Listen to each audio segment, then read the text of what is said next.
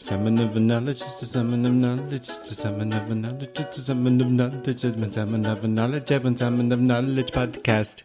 Hey, salmon skins, welcome to Edwin Salmon of Knowledge. How are people doing? I think my voice is a little bit better. It's going through the change from smoking to not smoking, and I think I'm doing okay. I'm not too tense, I'm not too angry or nervous. I basically leave the house and go for walks now and listen to dogs barking in the distance. I don't know if you heard those dogs. Someone just walked past the apartment block there talking to their dog, saying, "Now don't bark, don't bark, don't bark, no barking." And the dog just launched into 1,000,001 barks, and they're like, no, that's not what I told you. I said no barking. As if the dog could somehow understand English. So that's what I see when I'm going out for my walks. I went for a walk yesterday. I did some gaming on YouTube. It's up there on my page, Gaming Adventures. Culty cowboy, essentially, is what I am. I'm a country man, an awfully cowboy, going around in Red Dead Redemption 2. I've got up to 99.5% completion, which is quite an achievement / extremely sad, depending on what way you slice it. And I'm slicing it in the what a cool achievement way.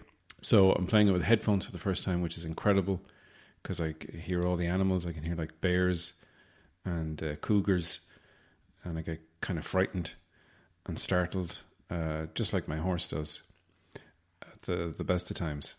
So I played for like 2 hours yesterday, and it kind of started to cut out a bit. I'm just like streaming it through the PlayStation 4 onto YouTube. I don't think the quality is 100% perfect, but I'm going to try and fix that. Either do it through Twitch or do it in the living room where there's not walls between me and the wireless internet connection. I think that's how it works. I honestly don't know. I think the internet is just magic in a box, as far as I know. And I haven't really, I'm not very technically minded. So I went for a walk, and after I did my gaming, because straight away I was like, I'll have a cigarette to celebrate. But, I don't smoke anymore, so, and there's no tobacco, so at all. I went around and ritualistically destroyed all of the tobacco in all of the shops that sell tobacco in Dublin City. So the law are after me. I got a bounty on my head. When I was walking back, though, this is something that infuriates me, listener, and it should infuriate you as well.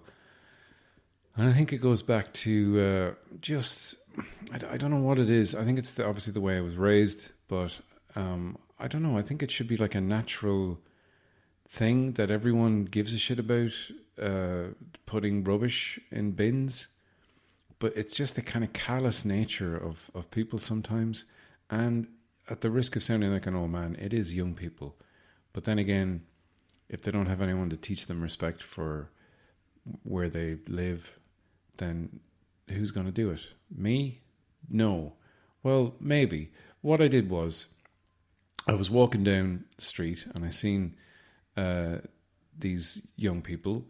I'd say they're about maybe 15. A lad and 2 lassies, and they're standing outside a Mace shop, which is a supermarket chain named after a thing that you spray in people's faces to subdue them. And he was drinking a bottle of Lucozade, orange Lucozade. Look, no judgment. I've drank orange Lucozade before. I mean, at least it has a flavour to it, not like Lucozade, which is just like glucose syrup flavoured. Essentially, it's like half a bag of sugar, but in liquid form.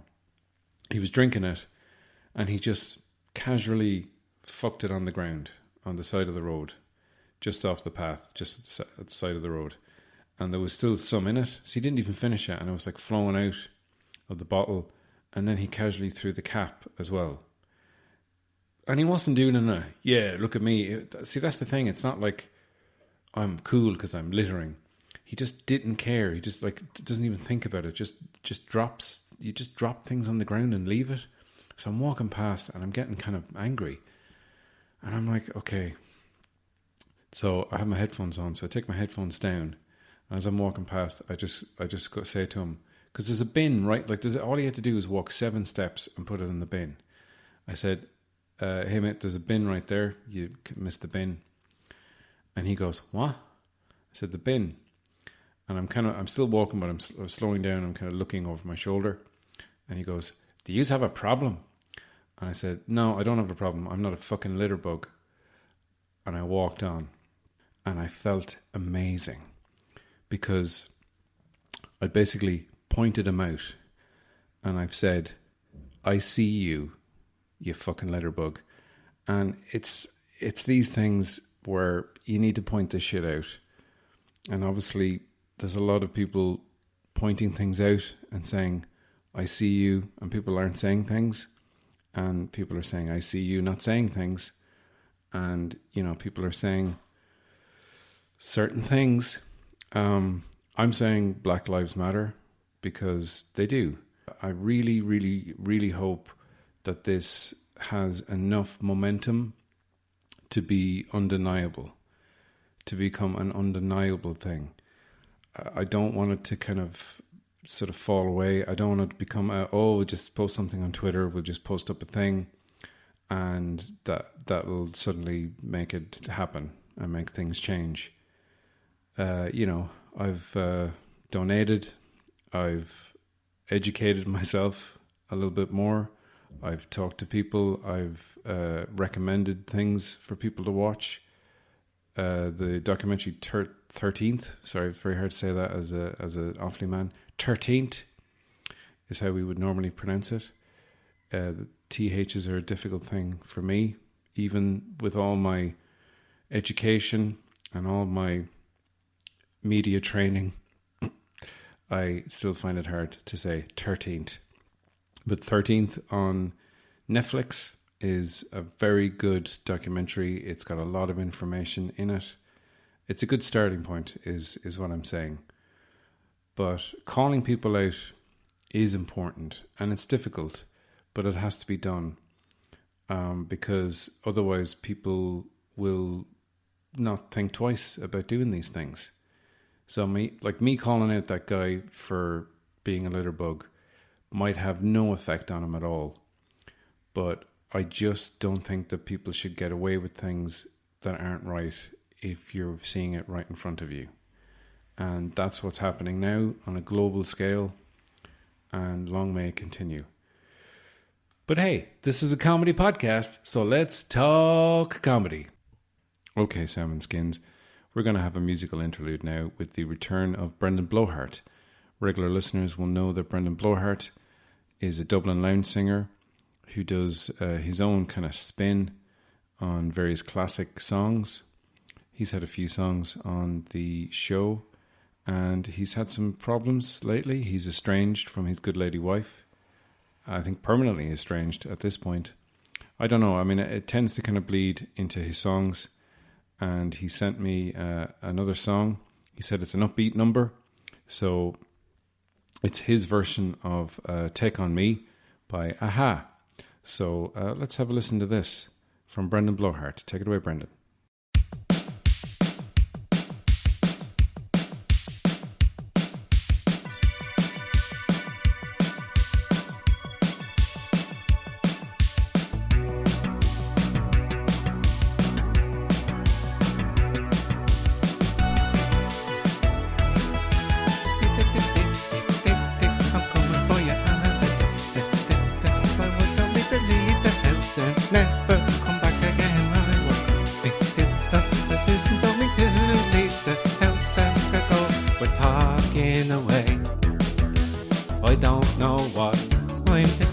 Say it anyways.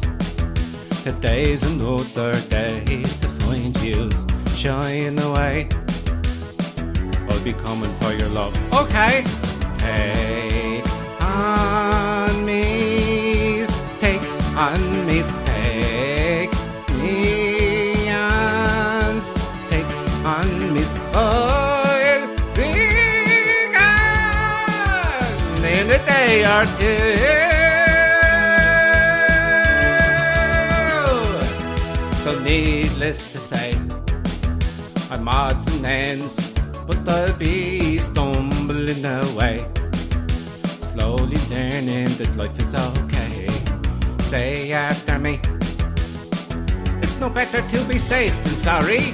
Take on me, take on me, take me on, take on me. I'll be gone in a day or two.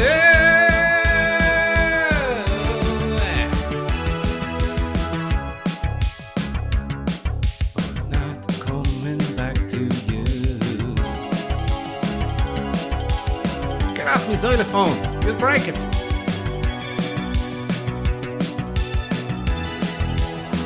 Take it off.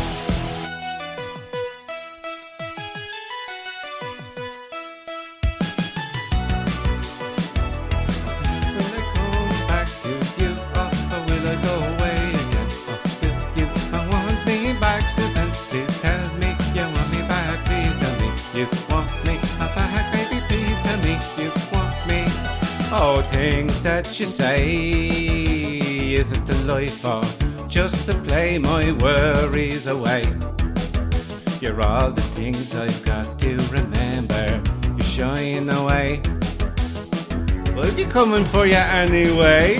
Take on me, take on me, take me on, take on me.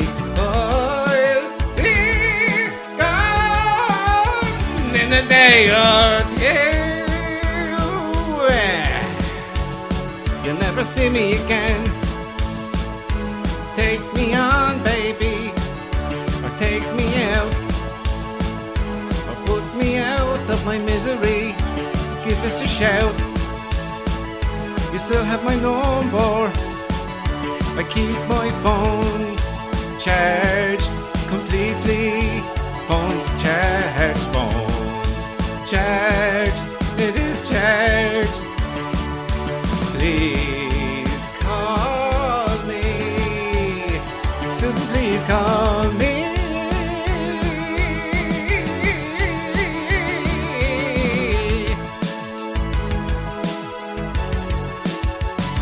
Waiting on the phone. Okay, so Brendan, thank you very much for that. Very, very heartfelt performance. And, you know, I guess we're seeing a little bit of your psyche there.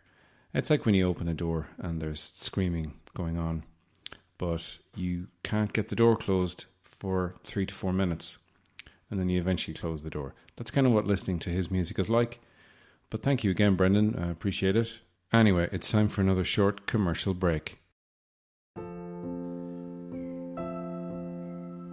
Every day, middle-aged Dublin men are buying jeans that are a couple of sizes too small for them. This leads to their stomachs pouring over the sides of their waists in an ill-fitting and disgusting display of man flesh. If you are one of these men, or if you know any of these men that are affected by small jean syndrome, please give generously to the Small Jean Syndrome Society of Ireland, helping middle-aged men into jeans that fit them since 1974. So a while back I had Sir Sean Connery on the podcast, and I've been trying to get him back on again. But as you know, if you listened to it before, he is living on his own private island, which is constantly on the move. So we never know kind of where he is. And sometimes he's completely out of range for phones, for technology, for Wi-Fi, all of that stuff. And sometimes he is in range. And I managed to talk to him the other day because there were rumours that Connery Cove, his private island, is in trouble and it's a bit chaotic. So I talked to him for a few minutes just to try and clear things up. So here is that conversation with me and Sean. Okay, phone's ringing. Hello? Hello, Sean. Is this Ed? Yeah, it's me. It's Ed. Yeah. Yes. Hello. Good to hear you. It's me, Sean. Calling you from Connery Cove. Thank you so much for taking time out. What's going on in the background? There's a lot of noise there. It's just the chimpanzee butlers that I have in my employ. Like, I mean, I don't pay them, but they're just having a party. They're having a party. Is it? Yes, it's one of their birthdays. Oh, okay. I can't remember which one. They all look alike to me, you see. Sometimes I make them dress up in certain costumes. They wear T-shirts that have names on them. Oh, okay. Well, yeah, that would be less confusing, I guess. I had a series of coloured bow ties for a while. That seemed to work. But, well, let's just say you can't stop wild animals from procreating. Oh, so you haven't neutered the chimps? No. I mean, I don't know if you've ever tried to go near a wild chimpanzee's nether regions with surgical equipment, but they don't take kindly to it. Yeah, I can imagine. As in, like, I mean, an adolescent or a fully grown chimpanzee is quite powerful. So the guests on your island, some of them have been tweeting when they have been in range of the internet, of the mainlands. I think it's that they've been going past the Bahamas or something. There was tweets going out saying that it's chaos there, that the chimpanzees have run riot. No, none of that is true. Everything's fine here. Yes, we're all playing golf and we're enjoying cocktails. I've got a new special cocktail out. It's called the Shaken and Stirred. You see, in reference to... okay, because of... yes, James Bond. Well, they're saying, Mr. Connery, Sir Sean, that you have just abandoned them and you're in a bunker, a panic room, if you will. No. The only panic room here we have in the island is a DVD copy of David Fincher's classic Panic Room with Jodie Foster. I love that movie. He actually asked me to do it, but I said I was too old and male. Oh, really? I didn't know that. And anyway, I was playing golf. Well, look, we're getting off the point here. I think what people want to know is, is Connery Cove open for business? And is everything okay? I mean, how can you reassure people? Everything's fine. Look, I can reassure people by saying that if you hear an island with a whole load of screaming monkeys, then obviously you're going to think something is wrong. But what about that Jurassic Park? No one ever said anything about that. And there was loads of screaming going on. Well, that wasn't a real park. That was just a movie. Yes, well, sometimes people confuse reality with the movies. Yeah, but your island is an actual real island, Mr. Connery. Please, call me Sir Sean. Okay, Sir Sean. Sir Sean. Sir Sean? Sir Sean. Yeah, that's what I said. Listen, Ed, I level with you. Some of the monkeys have been very difficult. It's very hard to teach a monkey the rules of golf. I've managed to teach them the different golf clubs, the irons, the wedges, the putters. But most of the time, they haven't a fucking notion. And they're very hard. I put shock collars on many of them, which just seem to anger them even more. So I'm not saying that, I would be lying if I said none of the chimpanzees have gone mad and ripped the faces off some of my islanders, guests. What? They have. Some of them. But, look, when you come to Connery Cove, you sign a contract. It's a non-disclosure contract. And also in the small print it says, in the event of a chimpanzee ripping your face off, you can't complain. You can't complain. Can you sue? I mean, you can't sue an island that has no fixed abode. Yeah, and are you still occasionally living in a hot air balloon that's tethered to the island? Oh, yes, up and away in my beautiful balloon. Sean? Okay, sorry, listen, I don't think you really have alleviated the fears of people who want to come to your island. I think they may be staying away. Yes, I know. Sorry, it's hard to hear you now. The chimpanzees are getting very loud. Okay, well, maybe you should go sort that out. No, I'm just going to put an extra door lock on the bunker. Oh, did I say bunker? I meant guest bedroom. Okay, Sean, listen, thank you for talking to us. And I'd just like to say, if my sensational cocktails and party drinks book is coming out soon. What, you've got a book coming out? Yes, I talk about all my favourite drinks. Black Russians, chi-chis, the pina colada, if you like pina coladas. Okay, Sean, look, it seems like you're doing a lot of drinking there. I guess to deal with the stress. Can't really hear you because of the monkeys. They're chimpanzees, they're apes. It's a common misconception that they're monkeys. Okay, Sean, thank you very much. Please take care. Yes, don't worry about me. I've got a gun. If there's one thing these monkeys understand, it's bullets. Okay, thank you, Sean. Good luck. Sir Sean. Best of luck. Goodbye. See you later. All right, who wants a taste of lead? Okay, so Sean Connery there, I hope he's okay. We haven't had any contact with him. I've sent him a few emails, but I've just gotten those automatic out-of-office responses. And he says he's got a book coming out, so, obviously, he's still plugging away. He still loves making money, even though he's 90 years old and surrounded by violent monkeys. Okay, we're going to take a little ad break, so we'll see you then. I'm Sir Sean Connery, and do you want to get drunk? Of course you do. Cocktails are certainly making a comeback. They're so popular amongst not only the young and fashionable, but also the more mature and sophisticated like me. You know, whenever I'm hosting a dinner party and I have to dress up my monkey butlers, it takes a lot of time. They're angry, and they don't want to wear tuxedos. I don't have the time to think about what kind of cocktails I'm going to make. And now, I don't need the time, because the time has already been done for me. With Sean's sensational cocktails and party drinks. All the classics are here.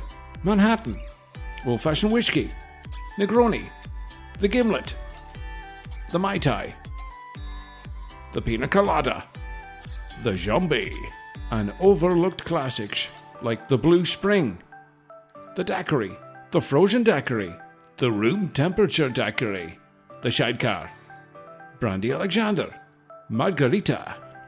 And if that's not enough and you've been drinking all night, give your guests a tequila sunrise. All of these and more. The Fluffy Duck, the Melon Shower, the Grasshopper, the Golden Dream, and that's not a dream where you piss yourself. Eggnog, even if it's not Christmas.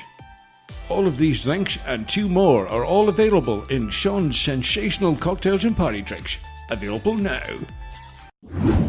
Okay, guys, we're going to have a little something new here on the show. It's my soap opera that I have written and performed all by myself, playing all of the characters with very, very distinct and different voices. It's set in a jazz club in Dublin, and it's called Love Notes. So here's the first episode of the new soap opera. I hope you enjoy it.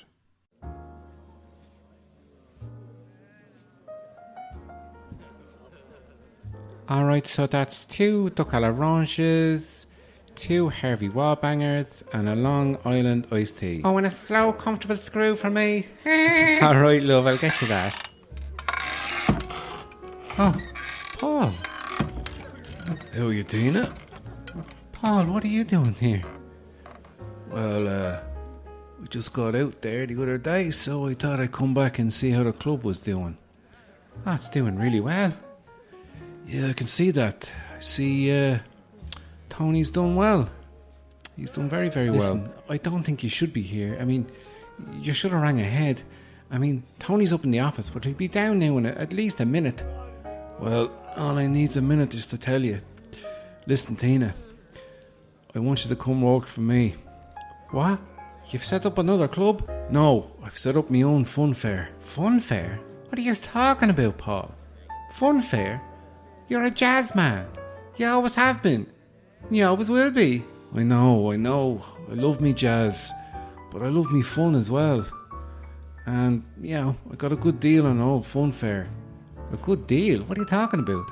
I'll tell you what I'm talking about. I'm talking about a deal on a Funfair. What are you talking about? Are you talking about the haunted Funfair? It's not haunted. People just say it's haunted in order to not go there. What? You're not making any sense, Paul. Listen, I got a good deal on a quote-unquote haunted Funfair. Now, yous know as well as I do, there's no such thing as ghosts. Well, you could have fooled me. Tony, I can explain. No need to explain, Tina. 'Tis a free country. My club is open to anyone. Any customer at all. And that's what you are, Paul. A customer. A customer who used to own the place. Yeah, that's true, but a customer nonetheless. Alright, Tony. You've made your point.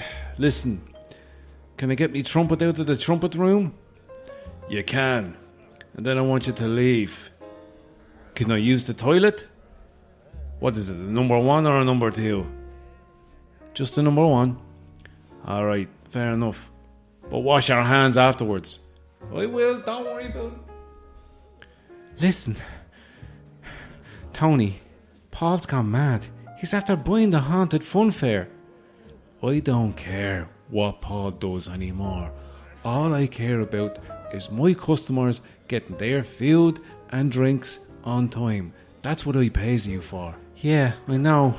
Ever since you replaced me as your chief trombone player. Listen, I can't have you doing 2 things. People can't do 2 things, especially women. I don't know if that's true. I mean, have you not heard about multitasking? I don't have time for your science, Tina. Get back to work. Tony, I've got me trumpet. Just said I was going to leave now, so I came over to tell you that. Alright, best of luck with the Funfair. Oh, Tina told you about the Funfair, did she? She did, yeah.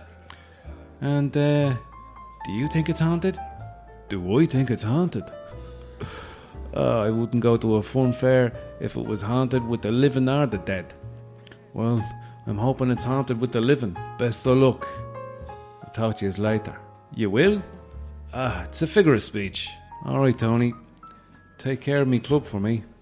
It's my club now, Paul. Yeah, I know.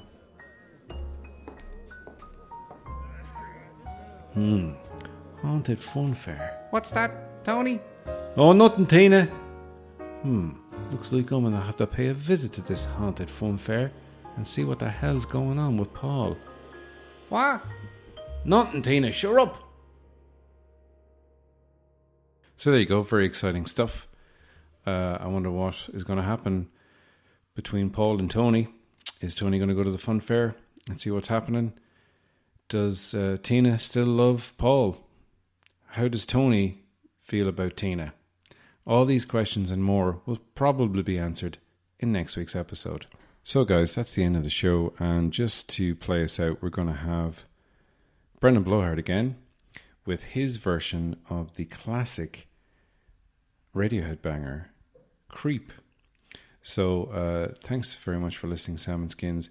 If you want to support me on Patreon, you can go to Patreon, look up Edwin Salmon of Knowledge and become a Salmon Skin, where you get early access to episodes, extra stuff. Right now, there's a whole hour of an episode of me talking about Planet of the Apes, which you can listen to right now. And there's also a half-hour episode of a conversation between me and Hannah Mamlis and Keane McGargle of Reviewables. It's a Reviewables episode that's only available on the Patreon. Get in touch, suggest things, talk to me. I love you all. I'll talk to you soon. Bye.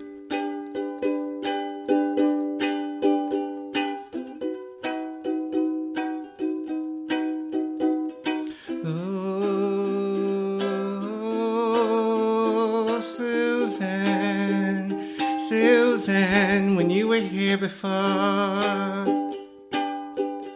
couldn't look you in the eye. I hadn't cleaned up the place. It was like a pigsty. You should have rang ahead, Susan, so I could clean up my room. I wish I was special, or at least a tidy person, but I'm a creep, I'm a weirdo. What the hell are you doing here? You fucking left me. I don't care if it hurts. Please punch me in the face. I fucking deserve it. Look at the state of the place. I never took out the bins, even though you asked me 12 times. Your new fucking fella does. You have your new fucking fella well trained. 'Cause I'm a creep, I'm a weirdo. What the hell am I doing here? I don't belong here. Oh, Susan has left me for another man. Susan has left me because he can't make her orgasm. Susan, you left me for a younger man.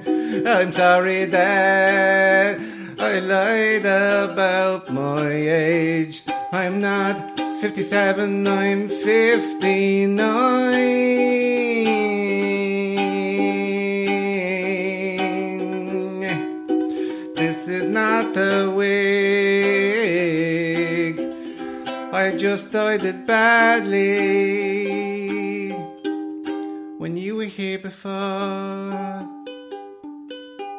I couldn't look you in the eye because I gone cross-eyed. I took some bad drugs 'cause I'm a creep, I'm a weirdo. I like tentacle porn. It makes me horny. It makes me horny.